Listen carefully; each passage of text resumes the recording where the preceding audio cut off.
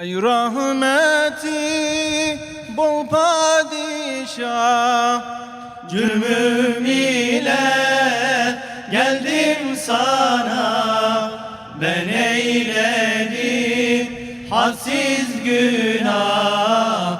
Cürmüm ile geldim sana, ben eyledim hadsiz günah. Cürmüm ile geldim sana. Subhanallah, Rahman Allah, tüm dertlere derman Allah. Ben eyledim hadsiz günah, cürmüm ile geldim sana. Ben eyledim hadsiz günah, cürmüm ile geldim sana. hadden tecavüz eyledim, Deryayı zembi boyladım, malum sana ben eyledim, cürmüm ile geldim sana. Malum sana ben eyledim, cürmüm ile geldim sana.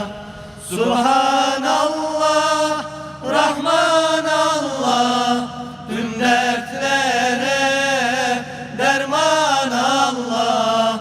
Ben eyledim hadsiz günah, cürmüm ile geldim sana. Ben eyledim hadsiz günah, cürmüm ile geldim sana. adım senin Gaffar iken, Ay börtücü Settar iken, kime gidem sen var iken, cürmüm ile geldim sana. Kime gidem sen var iken, cürmüm ile geldim sana.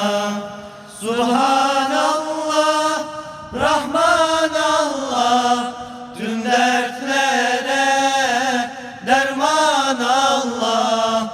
Ben eyledim hadsiz günah, cürmüm ile geldim sana. Ben eyledim hadsiz bin kere günah, ey padişah. Subhanallah, Rahman Allah, Sen dahi böyle ben eyledim hadsiz günah. la taknatu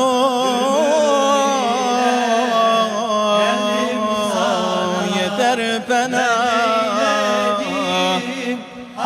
cürmümle geldim sana. Subhanallah, Rahman Allah, tüm dertlere derman Allah. Ben eyledim hadsiz günah, cürmüm ile geldim sana. Ben eyledim hadsiz günah, cürmüm ile geldim